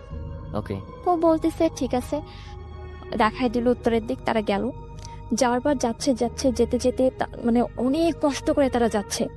যাওয়ার পরে পিছনে দেখে একটা শব্দ হচ্ছে। তো আমার চাচা, মানে আমার বাবার ফুপার থেকে একটু বেশি সাহসী। তো বলতেছে তোরা আয়তুল কুরসি পড়, কিছুতে আয়তুল কুরসি পড়া বন্ধ করবি না, আর পিছনের দিকে তাকাবি না তোরা। তারপরে আমার চাচা কিছু তোর হাঁটার পরে বলছে না, এত শব্দ, দেখি তো পিছনে কি। এক নজর দেখে যে পিছনে অনেক লম্বা একটা লোক, নাকি পাঞ্জাবি পরা, অনেক বড়, তার হচ্ছে দাড়ি এবং অনেক বড় চোখ। তাদেরকে ধরার চেষ্টা করতেছে, তখন আমার চাচা তো সামনে তাকাইছে। তাকানোর পর আমার বাবা আর পোপাকে বলছেন যে তোরা আয়তুল কুরসি পড়া বন্ধ করবি না, তোরা হাতে ওদের কাজ তো আরো ভারী হয়ে গেছে, তারা তো হাঁটতে পারতেছে না। তারপর দেখি সামনে একটা লোক মানে হারিকেন নিয়ে আসতেছে, কারণ তখন গ্রামে রাতের বেলায় গরু দেখার জন্য হারিকেন নিয়ে অনেকেই বের হয়। তো উনি বের হয়েছেন, তখন বলতেছে কি যেটা কোন গ্রাম, হ্যাঁ, তো বলতেছে এটা লেওলাইপাড়া গরুস্থান, তোমরা এখানে কিসের জন্য? এবং যেখানে যেতে 3 থেকে 4 ঘন্টা লেগে সেখানে আব্বুদের অলরেডি মানে মধ্যরাত হয়ে গেছে আচ্ছা। অনেক। তারপরে ওনা বলছে এটা তো লেওলাইপাড়া গরুস্থান, তোমরা এখানে আসছো কেন? তো বলছে আমরা না মানিকনগর যেতে চাচ্ছি, কিন্তু আমরা কিছুতেই যেতে পারতেছি না। বলতেছে এটা তো উত্তরের সাইড, এটা তো দক্ষিণ, তোমরা এখানে আসছো কেন? বলতেছে কি দেখেন আমরা তো যেতে পারতেছি না, আপনার কাছে তো হারিকেন আছে, আপনার যদি কষ্ট না হয় তাহলে আমাদেরকে একটু কি আগিয়ে দেবেন? তো বলতেছি কি দেখে কি তারা তো রীতিমতো কাঁপতেছে ভয়ে। বলছে ঠিক আছে, আপনাদের উপকারটা আমি করবো। তারপরে তাদেরকে নিয়ে গিয়েছে হারিকেন শো, আর এইসব জিনিস আলো দেখে অনেক ভয় পায়। তখন বাবাদের গায়ে একটু ইজি হয়েছে। তারপরে বাবারা আমাদের বাড়ির উঠানে গিয়ে আমার চাচাতো ওটা দেখছে, দেখার পর অজ্ঞান হয়ে পড়ে গেছে, মানে উঠানে গিয়ে পৌঁছেছে অজ্ঞান হয়ে পড়ে গেছে। তারপরে তার মুখে পানি টানি ঝাপটা দিয়ে তারপরে বলছি কি হয়েছে, বলে কি আমি একবার পিছনে তাকাইছিলাম, তাকাই দেখি এরকম লম্বা একটা মানুষ, মানে পাঞ্জাবি পরা, অনেক বড় তার দাড়ি এবং অনেক বড় চোখ করে আমাদেরকে ধরার অনেক চেষ্টা করতেছিল। আয়াতুল কুরসির আলোটা না থাকলে আমরা হয়তো বা বাঁচতে পারতাম না। এবং তাদের আমাদের বাড়িতে পৌঁছাতে সময় লাগছে, মানে ভোরের আজান পড়ে গেছে, মানে 4 ঘন্টার রাস্তা তাদের ভোরের আজান পড়ে গিয়েছে। তারপর থেকে আমার বাবা একটু হলেও বিশ্বাস করে যে আদৌ ভূত বা না, এরকম টাইপের কিছু আছে। ওকে, আমরা নিরাশ হব না আশা করছি। যাই হোক, আমি আরও একটা ঘটনা আপনাদের সামনে জানাতে চাই আপনাদেরকে। সেটা হচ্ছে ইমেলেই পেয়েছি আমি। লিখেছেন যে ভাইয়া আমার নাম অন্তর এবং আমি মাদারীপুরে থাকি। ওকে, তো মাদারীপুর থেকে তিনি লিখেছেন ভাইয়া আমি যে ঘটনাটা বলছি 1 ইয়ার আগে ঢাকার মিরপুরের আচ্ছা একটা কলেজের কথা তিনি বলেছেন। সেই কলেজটা প্রাইভেট হোস্টেলে ঘটে যাওয়া একটি ঘটনা। তখন আমি সেই কলেজে 2nd ইয়ারে পড়ি অ্যান্ড আমি একটি হোস্টেলে থাকি। হোস্টেলে ঘটনাটি ঘটেছে। ওকে, তিনি বলেছেন যে যেহেতু আমরা প্রাইভেট হোস্টেলে থাকতাম তাই সেখানে রুলস থাকা সত্ত্বেও আমরা তেমন কেয়ার করতাম না। তেমন একটি রুলস হলো এক রুমের স্টুডেন্ট অন্য রুমে কোনো কাজ ছাড়া যেতে পারবে না, বাট আমরা এটি কেয়ার করতাম না। আমার রুম ছিল আমাদের আড্ডার কেন্দ্রবিন্দু। আমার রুমে অ্যান্ড আমার এক ফ্রেন্ড আজাদ, এবং আমার একটা ফ্রেন্ড আজাদ থাকতাম। আমাদের বিল্ডিং ছিল 5th ফ্লোরে, আমার রুম ছিল 3rd ফ্লোরে। আমার রুমে প্রতি রাতে আড্ডা হতো প্রায় 3টা থেকে 3:30 পর্যন্ত। আমরা প্রায় 10-12 জন একসাথে আড্ডা দিতাম। তখন আমাদের কলেজে সামার ভ্যাকেশন চলছিল, তাই প্রায় স্টুডেন্ট রাতে ওদের বাড়িতে চলে গেছে, অল্প কয়েকজন ছাড়া।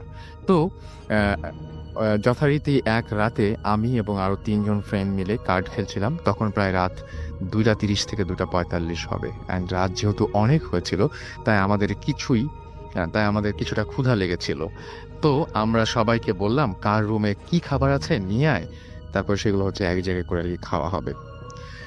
এখন যে ঘটনাটা ঘটেছিল যে একজনের মধ্যে, তার নাম হচ্ছে তুমান। আচ্ছা, সে তুমান বলল যে তার রুমে খাবার আছে, আমরা ওকে বললাম যে খাবার নিয়ে আসতে, এবং খাবার আনতে ও রুমে গেল। রুম ছিল 2nd ফ্লোরে।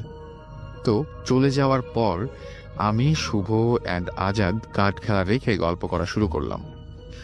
প্রায় 20 মিনিট পার হয়ে গেছে, তুমান আসছে না দেখে আমরা ওর রুমে যাওয়ার সিদ্ধান্ত নিলাম। আমরা ভাবছি ওর রুমে ও একা আছে, তো আমরা ওর রুমে গেলাম অ্যান্ড গিয়ে আমাদের লাইফের মোস্ট হরেবল থিং এক্সপিরিয়েন্স করলাম। গিয়ে আমরা দেখলাম তা হলো তুমান ফ্লোর থেকে 1 ফুট ওপরে, তুমান ফ্লোর থেকে 1 ফুট ওপরে, এবং ওর সামনে কালো ছায়ার মতো সামথিং দাঁড়িয়ে আছে এবং ওর গলা চেপে ধরে রেখেছে।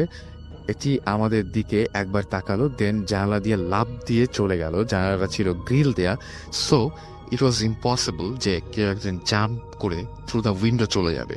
তুমান আনকনশিয়াস হয়ে পড়ে গেল। এসব দেখে শুভ অজ্ঞান হয়ে গেল। শুভ ছিল একটু ভীতু টাইপের। আমি এবং আজাদ কিছুক্ষণের জন্য হ্যাং হয়ে গেলাম, এবং দেন আমি এবং আজাদ টিচার হোস্টেলের ম্যানেজারকে ফোন দিয়ে আসতে বললাম। অন্য কিছু ফ্রেন্ডকেও ডাকা হলো এবং কিছুক্ষণ পর টিচার ম্যানেজার আসলেন এবং তুমানের জ্ঞান ফিরে এলে তাকে আমরা জিজ্ঞেস করি যে কি হয়েছিল। তখন সে যা বলে তা হলো, যখন ও রুমে যায়, এই ঘটনাটুকু ভালো করে শুনবেন, যখন ও রুমে যায় তখন ও দেখে কেউ একজন ওর বেডে চাদর মুড়ি দিয়ে বসে কাঁদছে এবং তুমান ভাবে এটি ওর রুমের নিউ রুমমেট অ্যান্ড ওর ঘাড়ে জাস্ট হাত রাখে, দেখে জিজ্ঞেস করে কি হয়েছে। তখন সেটি ওর দিকে তাকালে দেখে একটি কালো ছায়ার মতো সামথিং, মানে মুখটা ছায়ার মতো হবে হোপফুলি, সেটাই তিনি বোঝাতে চেয়েছেন। এরপর এটি ওর গলা চেপে ধরে অ্যান্ড দেন ওর আর কিছুই মন নাই। পরে আমরা ওর রুমমেটকে খুঁজে পাই অন্য আর এক রুমে, সে আড্ডা দিচ্ছিল এমন অবস্থায়। সে ছিল আমাদের 1 ইয়ারের জুনিয়র, তাই সে আমাদের সাথে আড্ডা না দিয়ে অন্য একটা রুমে আড্ডা দিচ্ছিল। পরদিন স্যার হোস্টেলে মিলাদ পড়িয়ে দেন এবং রুমটি লক করে দেন। এরপর আমরা এলাকার লোকদের কাছে বাড়ি সম্পর্কে জানতে চাইলে তারা বলে সেটা হলো যে ওই রুমে একটি ছেলে ছিল যে সুইসাইড করেছিল। এরপর থেকে মাঝে মাঝে প্রবলেম হতো, তাই বাড়ির মালিক বাড়িটি সেল করে দেয়। ওই বাড়ির একটি কাহিনী আছে, তা হলো নেক্সট টাইম যে বাড়িটা কেনে তার মেয়েও একইভাবে সুইসাইড করে এবং বাড়িটি অনেক দিন খালি থাকে। অ্যান্ড দেন আমাদের স্যার তার বিজনেসের জন্য কম রেটে সেই বাড়িটা কিনে হোস্টেল বানিয়ে ব্যবহার করে। ওই জায়গা সম্পর্কে আরেকটা কাহিনী শুনি, তা হলো যে ওই বাড়িতে যেখানে বাড়িটি করা হয়েছিল 1971-এ সেখানে গণকবর ছিল, মিরপুর এলাকায় কিন্তু। এবং তিনি বলছেন যে আমার কয়েকটা কথা মিসিং হয়ে গেছে, তা হলো যে আমরা ছিলাম ওই হোস্টেলের ফার্স্ট ব্যাচ এবং এনাদের জিনিস হলো যে রুমে যে ঘটনাটা ঘটেছে সেই রুমটা অনেক দিন খালি ছিল এবং ঘটনাটা ঘটে প্রায় 1 থেকে 1.5 উইক আগে তুমান ওই রুমে যখন শিফট করে। ওকে, যাই হোক, আমার কাছে এই ঘটনাটা খুবই ইন্টারেস্টিং লেগেছে, হোপফুলি আপনাদের কাছেও অনেক ইন্টারেস্টিং লাগবে। হচ্ছে প্রথমে হায়দারের সাথে। হায়দার, আপনার পরিচয়টা একটু দেবেন প্লিজ। হ্যালো, আমি হায়দার। আমি একটা টেলকো ইন্ডাস্ট্রিতে জব করছি ফর 5 years। সো আমি আমার আজকে অনেকগুলো ঘটনা থেকে একটা ঘটনা আশা করি আপনার সাথে শেয়ার করতে পারবো। হায়দার এসেছেন আজকে এখানে সপরিবারে, সো যারা কষ্ট করে স্টুডিওর বাইরে বসে আছেন, আশা করছি আমাদের শুনছেন, তাদেরকে অনেক অনেক ধন্যবাদ বাইরে কষ্ট করে বসে থাকার জন্য। আমরা মনে করছি যে আজকে হায়দার ঘটনাটা আপনাদের সবার ভালো লাগবে। আমরা সরাসরি গল্পে বা ঘটনায় চলে যাই। ওকে, আচ্ছা, সো ঘটনাটা আমি একটু পেছন থেকে বলি, তাহলে হয়তো আপনাদের অনেকের ব্যাপারটা বুঝতে সহজ হবে। সো আমার অফিসের একবার আমরা 3 কলিগ এবং আমি টোটাল 4 জন মিলে প্ল্যান করি যে আমরা সিলেটে বেড়াতে যাব। সো এরকম একটা প্ল্যানে করার পরে আমরা সবাই মিলে ছুটিটা একসাথে নিই। পরবর্তীতে আমাদেরই এক কলিগ, ওর ওয়াইফের মাধ্যমে, ওর নাম হচ্ছে মুস্তাফিজ, ওর ওয়াইফকে বলে আমরা একটা সিলেটে একটা বাংলোতে আমরা উঠি। হায়দার, আমি একটু হেল্প করি। জি। সেটা হচ্ছে যে আমি যেহেতু ঘটনাটা আগেও শুনেছি, সুতরাং আমি হেল্প করি যে কোনো একটা কারণে আমি একদম গল্পটার যেখান থেকে শুরু করবো আমরা সেটা একটু বলি। সেটা হচ্ছে কোনো একটা কারণে হায়দাররা সবাই মিলে যেভাবে বললো যে সেখানে সিলেটে গিয়েছিল এবং সিলেটে যাওয়ার পরে হায়দাররা যেটা হয়েছিল যে কোনো একটা ফ্রেন্ড একটা পর্যায়ে ফেরার পথে কেউ একজন একটা মাজারে যেতে চেয়েছিল, তাই না? সেটা হচ্ছে শাহপরানের মাজার। সেই মাজারে যেতে চেয়েছিল এবং সেই মাজারে যেতে নিয়ে বাকি কেউ রাজি হয়েছিল, শুধু একজনই যেতে চেয়েছিল। হ্যাঁ। এবং মাজারে না যাবার ফলে রাস্তায় ফেরার পথে একটা ঘটনা হয়েছিল এবং ফেরার পথে কি হলো ওখান থেকে আমরা শুনি। ফাইন। ওকে, তো আমরা তখন ফিরছি, আমরা প্রায় ঢাকার কাছাকাছি। সো আমরা যেটা চেষ্টা করছিলাম, যেহেতু রাত অনেক বেশি হয়ে গেছে, তো আমরা চেষ্টা করছিলাম একটা শর্টকাট ধরতে। সো শর্টকাট ধরার জন্য আমরা 5 জন একটা জায়গা আছে, এটা ঘোড়াশাল হয়ে এটা টঙ্গী দিয়ে বের হয়। ওকে, সো ওই রোডটা আমরা ঢুকি ওখানে। তখন প্রায় 11:30 বা 12:15 এরকম বাজে। সো যেহেতু আমরা সবাই বেশ একটা ফুর্তিতে মুডে ছিলাম, সো আমরা বেশ গান শুনছি। তো আসার সময় আমরা ওই দিয়ে এসেছিলাম। সো যাওয়ার আমার প্রিয় একটা গানটা কোনটা যেন ছিল? এটা ওই সময় খুব ফেমাস একটা গান ছিল, সিং ইজ কিং। সো মুভিটা ওই দ্যাট টাইমে ওটা রিলিজ হয়। সো ওই গানটা ছিল আমাদের জন্য খুব হিট একটা গান। সো আমরা যাওয়ার সময় অনেক সময় ধরে এই গানটা শুনেছি এবং আসার সময় এটা শুনছিলাম। সো এরকম গান শোনার এক পর্যায়ে আমরা 3 জন বা 4 জনে মিলে চিৎকার করে সাউন্ড সিস্টেমের সাথে গানটা গাচ্ছে। সো আসার পথে হঠাৎ করে দেখি যে রাস্তাটা বেশ ভাঙা। হ্যাঁ, সো রাস্তা যেহেতু ভাঙা, সেহেতু আমি গাড়িটা বেশ আস্তেই চালাচ্ছি, মাঝে মাঝে 40, মাঝে মাঝে 50। সো আমাদের এক কলিগ বললো যে মুস্তাফিজ, ও বললো যে আসার সময় তো রাস্তাটা তো ভাঙা ছিল না। ভাবছি দেখো আমরা তো দিনের বেলা আসছি, হয়তো বা এর জন্য আমরা ভাঙাটা ফিল করতে পারি না, রাতের বেলা যাচ্ছি আস্তে আস্তে সবাই বেশ টায়ার্ড, হয়তো বা এর জন্যই ভাঙা লাগছে। সো ব্যাপারটা ইগনোর করলো, বললো হ্যাঁ হতেও পারে। সো আমি যেহেতু আস্তে আস্তে যাচ্ছি, যেতে যেতে হঠাৎ করে আমি জাস্ট গাড়িটা ব্রেক করে ফেললাম এই কারণেই যে আমার মনে হচ্ছে রাস্তাটা শেষ, মানে রাস্তাটা ওখানে ডেড এন্ড। তো আমার গাড়ি থামানো দেখে সবাই, আমরা গাড়ি থেকে নামলাম, গাড়ি থেকে নেমে দেখি যে রাস্তা কাটা, সামনে জাস্ট একটা নদী, এবং নদীটা বেশ জোরেই এটা স্রোত বইছে একদম রাস্তার সামনে। হ্যাঁ একদম রাস্তার সামনেই, মানে একদম ওইটাই ডেড এন্ড। তো আমরা তো সবাই বেশ অবাক যে ব্যাপারটা কি, আমরা যে রাস্তা দিয়ে ঢাকা যাব, রাস্তা তো এটা সেটা না। সো রাস্তাটা এরকমও না যে কোনো একটা বেড়া দেয়া ছিল, এরকম কিছু না। সো আমরা ফার্স্ট অফ অল যেটা মনে করলাম যে হ্যাঁ আমরা হয়তো বা ভুল রাস্তায় চলে এসেছি। সো আমরা গাড়িটা যে ব্যাক করব, ওরকম ব্যাক করার মতো, টার্ন নিয়ে ব্যাক করার মতো রাস্তাটা ছিল না, কারণ রাস্তাটা এতটাই ন্যারো। সো ওরা সবাই আমাকে হেল্প করলো যে ব্যাকে নেওয়ার জন্য।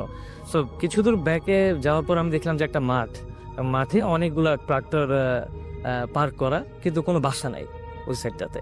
সো ওইখানে খুব ইজিলি গাড়িটা ঘুরিয়ে গাড়িটা যাওয়ার পথেও রাস্তাটা বেশ ভাঙা। সো যেহেতু একবার একটা ইনসিডেন্স ঘটছে, সো আমি ওইভাবে আর কি সাবধানেই যাচ্ছি।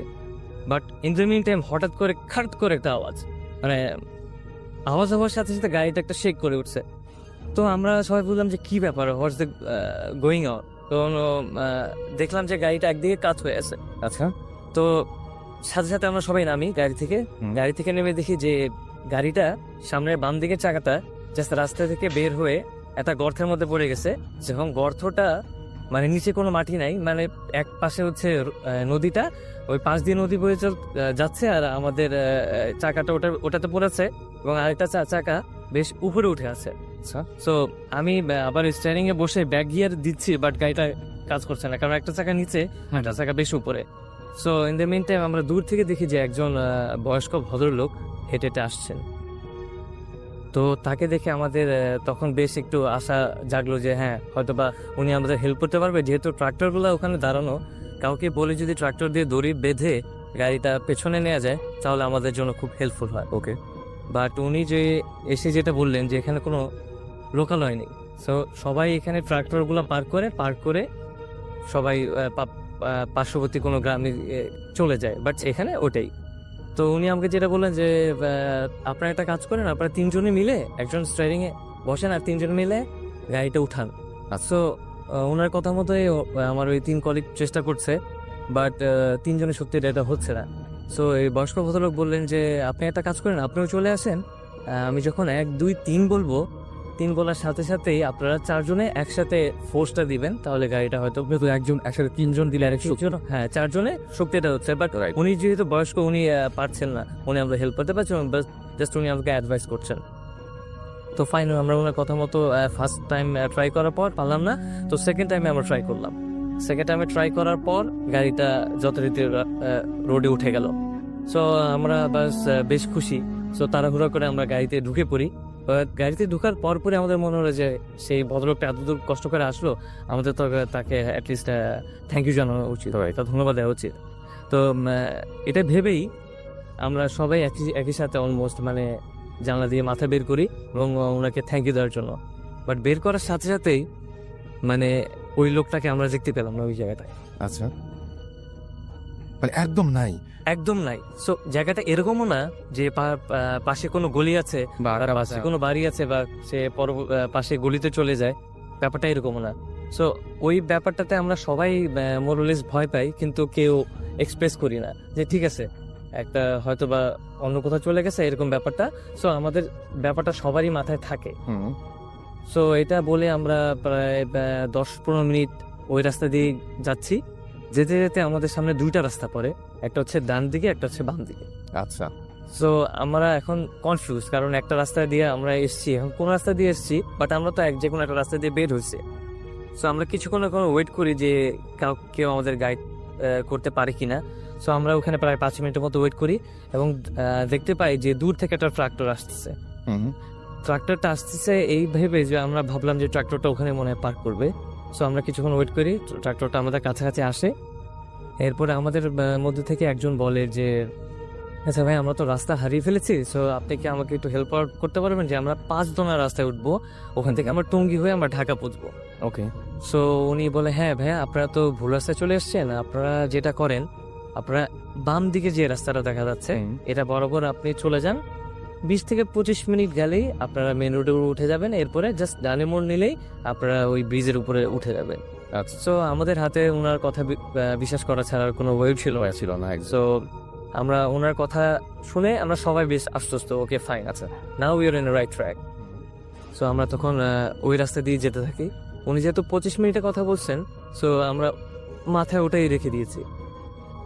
20 মিনিট গাড়ি চলছে, ওই রাস্তাটাও বেশ খালি, প্রায় আমার গাড়ি 60-70 এরকম করে চলছে।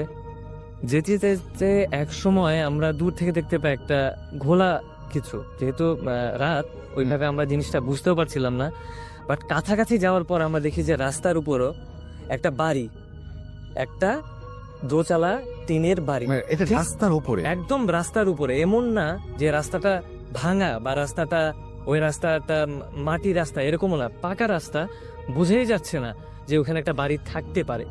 এটা তো হয় না কিন্তু রাস্তায় আমরা এখানে কাঁচা বাড়ি দিয়ে কাঁচা রাস্তা দিয়ে যাচ্ছি, ওই সময় একটা বাড়ি, এরকম না, পাকা রাস্তা শেষ, পাকা রাস্তা থেকে শুরু হয়েছে একটা বাসা। সো এই ব্যাপারটা দেখেই আমরা সবাই বেশ ভয় পাই। তখন আমাদের মধ্যে দুইটা জিনিস আছে যে হ্যাঁ, হতে পারে যে খারাপ কিছু আমাদের মিসগাইড করছে, অথবা হতে পারে যে ওই যেখানে ট্রাক্টর দুইজন আমাদের বলেছে এই রাস্তায়, ওরা আসলে ট্রাক্টরে কেউ না, ওরা ডাকাতের কেউ। আচ্ছা। সো দ্রুত আমি গাড়িটা ওখানে ঘুরাই, বাট গাড়ি আমি চালাই না। 3 জনের সাথে আমি কথা বলি, আমার কলিগের সাথে, যে এখন আমাদের কি করা উচিত।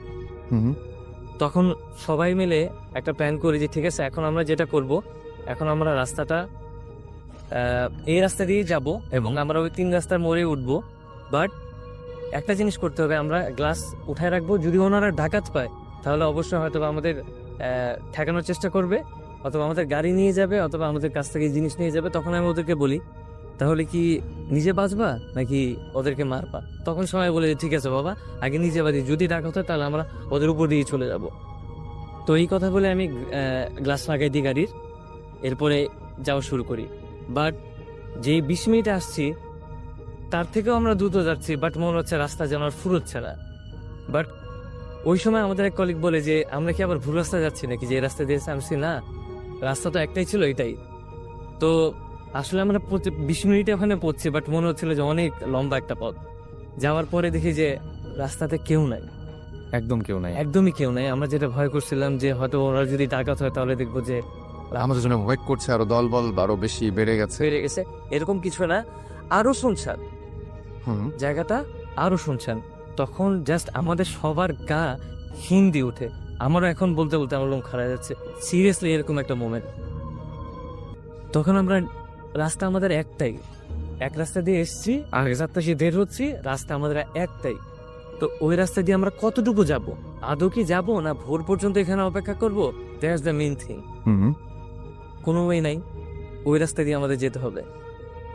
তো ওই রাস্তা দিয়ে আমরা যাচ্ছি, কিছু দূর যাওয়ার পর ছোট্ট একটা টঙের দোকানের মতো ছোট একটা স্টেশন বলা যায়, যে বাস স্টেশনও বলবো না, ওটাকে টেম্পো বা রিক্সা স্ট্যান্ড এরকম কিছু, ছোট্ট একটা দোকানে 3-4 জন বসে আছে। সো ওদেরকে আমরা আবার জিজ্ঞেস করি যে ভাইয়া, আমরা তো এই অবস্থা, আমরা ঢাকার দিকে যাব। তো উনি বললো যে আপনি এই রাস্তা দিয়েই যান, এই রাস্তা দিয়ে যেতে যেতে আধা ঘন্টা, আস্তে আস্তে গেলে আধা ঘন্টা, আর যদি দ্রুত যান তাহলে হয়তো বা 20 মিনিট লাগতে পারে। তো যেহেতু আমাদের হাতে আর অপশন ছিল না, আমরা ওই রাস্তা ঘুরিয়ে আমরা শুরু করি। আধা ঘন্টা না, ওইখানে আমরা প্রায় 35 থেকে 40 মিনিট, কারণ রাস্তাটা একদম গ্রামের মেঠো রাস্তার মতো, ভাঙা, আঁকা বাঁকা, যেতে হচ্ছে মনে হচ্ছে যাচ্ছি কারো বাসার উপর দিয়ে বা বাসার ভিতরে উঠোন দিয়ে যাচ্ছে গাড়ি, এরকম একটা রাস্তা। তো যেতে যেতে কিছুটা পাকা রাস্তায় আমরা পড়ি, যাবার পরে দেখি যে গাড়ি যাবার শব্দ হচ্ছে, ট্রাক যখন যায় রাত্রেবেলা, ট্রাকের একটা চাকার শব্দ আমরা শুনতে পাই, যে হাইওয়ে দিয়ে কোনো গাড়ি যাচ্ছে, বাট আমরা কোনো হাইওয়ে দেখতে পাচ্ছি না, বাট শুনতে পাচ্ছি হর্ন, শুনতে পাচ্ছি চাকার আওয়াজ, সহ করে গাড়ি যাচ্ছে। সো এরকম সময় আমাদের কলিগ বলে যে গাড়িটা তুমি একটু থামাও। তখন আমরা গাড়িটা থামিয়ে আমরা সবাই নামি। নেমে যে জিনিসটা দেখতে পাই সেটা হচ্ছে আমরা যে রাস্তা দিয়ে ঢাকায় ফিরবো এই রাস্তাটা আমাদের ঠিক মাথার উপরে, আমরা ওই ব্রিজটার নিচে। ও মাই গড, মানে পুরোপুরি মাথার উপর দিয়ে গাড়িগুলো যাচ্ছে। শুধু উপর দিয়ে না, বেশ অনেক উঁচু। যেহেতু এটা শীতকালের শেষের দিকে ছিল, সেই জন্য ওই নদীটাও হয়তো বা শুকনা ছিল। আমরা যাচ্ছি, আমি আপনাকে বললাম যে জায়গাটা অনেকটা কাঁচা রাস্তা। সো ওটা ছিল কাঁচা রাস্তা, ছিল ওটা ছিল একটা নদী। ও হ্যাঁ, মাই গড, আমরা নদীর উপর দিয়ে যাচ্ছি এবং অনেক উঁচায় আমরা দেখি যে ওই 5 জনের ওই টোল ব্রিজটা যেটা দিয়ে সব গাড়িগুলো যাচ্ছে। তখন আমরা সবাই গাড়ি থেকে বের হয়ে একে অপরের দিকে তাকাই, what the hell is going on. এটা একবার না, এটা আমাদের সাথে 3-3 বার ঘটলো এবং আমার সাথে যারা ছিল সবাই আমারই অফিসের কলিগ, এবং এটা অস্বীকার আমরা কেউ করতে পারছি না। ঠিক যে কলিগটা আমাদের সাথে আসছিল এবং যে বলছিল যে হায়দার চলো আমরা নামি, আমরা একটু শাহপরার মাজারটা ঘুরে আসি। জাস্ট আমি ওরকম যেটা বিশ্বাস করি, বাবা বিশ্বাস করি, এরকম কিছু না, কিন্তু তাড়াতাড়ি ফিরতে পারবো না। এমনি রাত হয়ে গেছে, সো এর জন্য আমরা চলে আসি। সো ও তখন আমাকে বললো যে ওইখানে না যাওয়ার কারণে হয়তো বা আজকে আমাদের এই অবস্থা হলো। আচ্ছা হায়দার, একটা কথা আপনি বলছিলেন, সেটা হচ্ছে যে এই রাস্তাতে এরকম ঘটনা আগেও ঘটেছে। তো এরকম ঘটনা আপনি শুনেছেন যে মানে অনেকের কাছে যে এরকম ঘটনা মানে অনেক এই রাস্তাতে প্রবলেম হয় না? অনেকে আমাকে বলেছে এরকম যে রাস্তাটা টঙ্গী হয়ে ঘোড়াশাল হয়ে 5 দোনা দিয়ে বের হয়, অনেকে আমাকে বলেছে এই জায়গায় নাকি অনেক বড় আগে কবরস্থান ছিল। আচ্ছা, বাট মানে গভর্নমেন্টের রোডটা এরকম ভাবে ম্যাপ করা, সো ওই রোডটা ওই কবরস্থানের উপর দিয়ে এটা বানানো হয়েছে। দ্যাটস ওয়াই ওই রোডে নাকি অনেকে এরকম মিসগাইডেড হয়। হ্যাঁ, আচ্ছা, আমি এটাও শুনেছি যে অনেক ট্রাক ড্রাইভার যারা আছে বা যারা হচ্ছে মানে হাইওয়েতে সবসময় যাওয়া আসা করে বা যারা বাস চালায়, তারা মাঝে মাঝে এরকম হয় যে রাতের বেলা একদম পুরোপুরি সুস্থ অবস্থাতেও দেখতে পান যে দুটো রাস্তা, মানে জাস্ট একটা রাস্তা হঠাৎ করে দুই দিকে চলে গেছে। হাইওয়ে এরকম হয় না সাধারণত। হাইওয়ে এরকম হয় না, এবং ওইখানে একটা বাড়ি আছে, তো ওই বাড়িটা এরকম যে রাস্তাটা কার্ভ হয়েছে, আপনি যেটা বললেন ঠিক একই রকম আমি ঘটনা শুনেছি। আর যারা চালায় তখন দেখে ওই বাসার উপর দিয়ে রাস্তাটা। আচ্ছা, এরকম অনেক ঘটনা হয়েছে, অনেক ট্রাক ওই বাসা হিট করেছে। ওকে, এবং বাসাটা তারপরে ওখানে আছে? বাসাটা আছে, এখন কেউ থাকে কিনা not that much of sure, but অনেকের কাছে শুনেছি এবং ওই বাসাটা আমি নিজেও দেখেছি। ওকে।